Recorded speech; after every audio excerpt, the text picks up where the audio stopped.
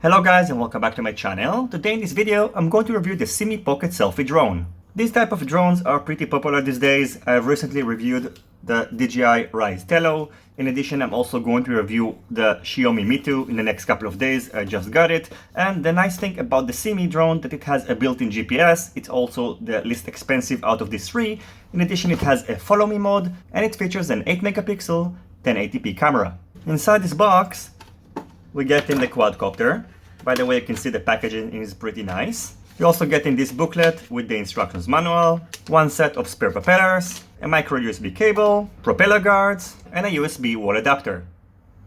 The quadcopter itself is pretty compact. It's almost the same size as a modern cell phone. Of course, it's a little bit thicker. It weighs 144.8 grams without the propeller guards and 147.9 grams including them. It features foldable arms. Its dimensions when it's closed are 64.2 by 130.3 by 24.3 millimeters, and when you open up the arms, the distance between motor to motor is about 20 centimeters. The Simi drone is using brushed motors that are located inside the arms. I believe that these are 7.5 millimeters motors. In addition, on the back we can find this micro USB port that will enable you to charge the built-in 750 mAh LiPo battery. Once it's connected, the green LED indicator will be turned on, and when it's fully charged, the green LED indicator will be turned off. It takes about 2 hours to fully charge the built-in battery, so you should take it into consideration because the built-in battery cannot be changed. On the left side we can find a micro SD slot. It supports up to 32 gigabytes micro SD cards. And on the front, we can find the 8 megapixels camera. You can see that the angle is adjustable, so you can tilt it all the way down and all the way up. And next to the camera, we can find an LED flash. The Simi drone can be flown either indoors or outdoors. If you fly it indoors, it's highly recommended to use the included propeller guards. They are pretty easy to attach and to remove. All you have to do is just slide them from the top until this latch lock, and then it's going to prevent some injuries and also going to prevent the quadcopter from crashing in case it's going to bump into an object. If you want to remove them, all you have to do is just lift this latch. Be careful because it's a little bit fragile, and then just pull it like that. The power button is located on the bottom. In order to turn on the Simi, you have to short press it and then long press it until the LED indicator will be turned on. And if you want to turn it off, just long press the power button until the LED indicator will be turned off.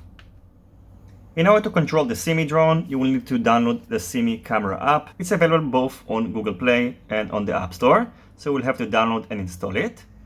Then open the app. You have to select your location. Then you have some flight training, so it shows you how to operate the quadcopter. The next thing we need to do is to turn on the quadcopter. And now we need to connect to its Wi-Fi network. The network name starts with Simi. It will ask you for a password. The default password is 128.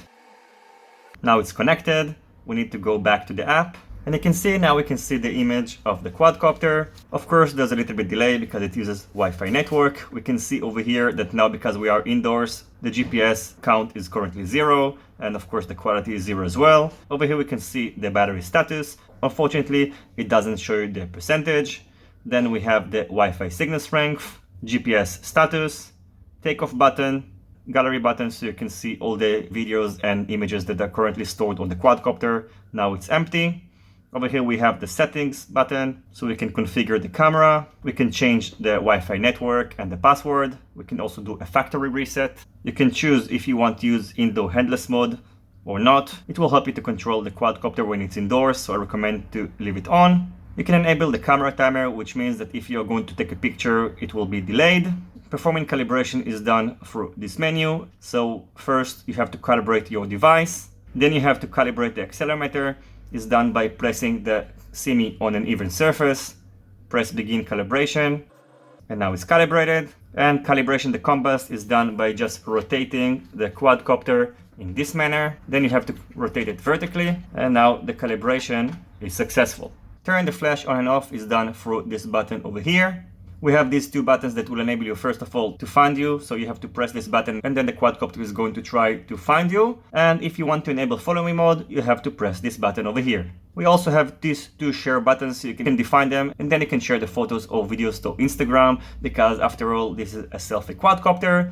You can perform an emergency shutdown by just pressing this button, and then the quadcopter is just going to land itself. If you want to perform a 360 degrees video, you have to press this button, and then the quadcopter is going to complete one circle and take a video. After that, the video recording is going to be stopped. If you want to snap a photo, just press this button, and if you want to record a video, just press this button, and you can see that now the video recording is on. When it's recording a video, you won't be able to snap a photo. You can see I cannot press this button, so you'll have to stop the video recording and then you can take a photo. Right now you can see that there is no micro SD card inside, so both video recording and photos are saved to the phone. It's recommended to use the micro SD card because then the quality will be much better. Configuring the sharing buttons is done through this menu over here. You can see we can choose whether we want to share to Facebook, Instagram, YouTube, Twitter and Google+, so we can define these two buttons. And it also asks you if you want to add a caption, so you can do it by just selecting the after button, and if you don't want to add captions, just select never. Inside the instructions manual, there is a pretty big operation features menu that shows you how to use the app, so I recommend before taking it outdoors or flying it indoors to just go through these features, and then it will help you to understand how to control this quadcopter. So after this introduction, the next thing I'm going to do is to head outdoors and see how it performs. Okay, so I'm out here in the field. I've got the Simi connected, and we have plenty of satellites so we can take off. In order to take off, just long press the lock button. We're going to choose outdoor mode and press take off. Now the Simi is going to launch to about 5 or 6 feet. You can see that it's pretty steady even though it's just a little bit windy. And now we can control it. In order to control the roll and the pitch, we can use the right joystick. Controlling the yaw is done through this slide over here. And if you want to control the height, it's done by just the slide on the left side. You can see that it's flying pretty well. Let's turn off the flashlight. Now let's say I want to capture a 360 degrees video. I just have to press this button. The quadcopter is going to perform one circle. It takes about 20 seconds or so, and after that the video recording will be stopped. Now one of the best features of this quadcopter is actually the stills camera. It has an 8 megapixels sensor, so let's smile to the camera and say hello. And now I snapped a photo. The battery life of this quadcopter is not great. I will measure it later, but I don't think you will get more than 5-6 minutes of flight time, so I have to be quick. You can see also that the Wi-Fi signal is pretty low, even though that I'm only a couple of meters from the quadcopter. The maximum control distance according to the specifications is 20 meters. I think it is closer to 15 meters. For example, I'm going to gain some height and move farther from the quadcopter.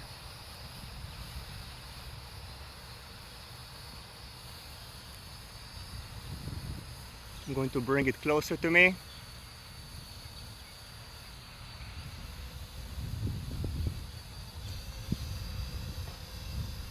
And the Wi-Fi is getting very low, even though I'm only less than 10 meters from the quadcopter, so I'm going to get a little closer because I want to test other features before the battery is depleted.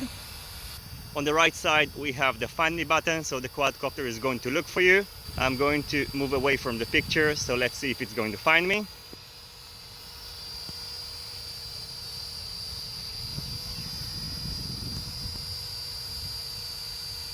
So far it's not finding me. Let's try again.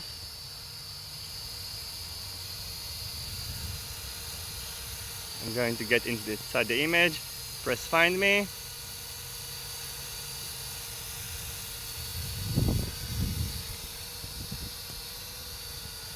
And now it did find me. It takes a couple of tries. So now I'm going to try the follow me mode. So now the quadcopter is supposed to follow me. I'm going to move away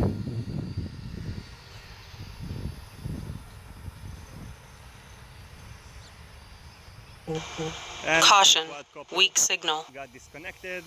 And Caution, weak signal. because of the weak signal. Caution, weak signal. So let's try again.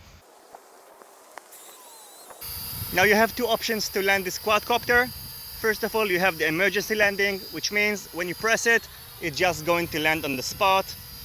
Another option you have is the land button.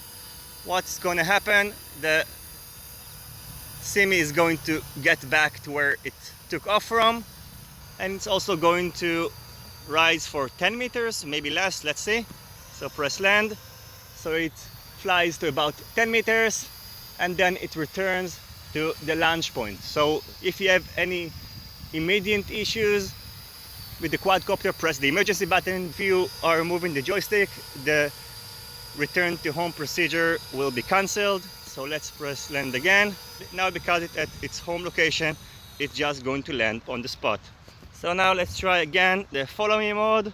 I think we have a couple of minutes left on the battery, maybe just a little bit less.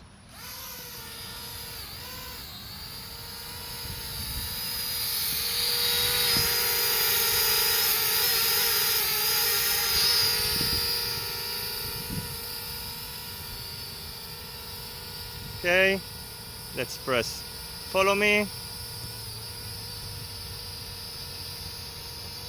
And now I hope the quadcopter is going to follow me.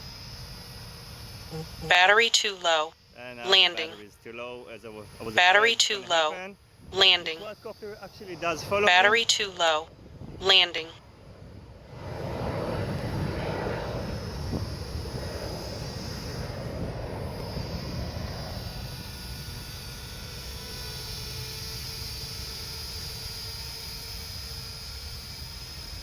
Let's see if it's going to find me. I'm now out of the picture.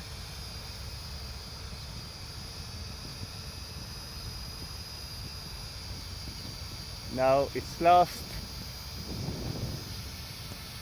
Now I'm back in the picture. Let's see if it's going to follow me back to its home position.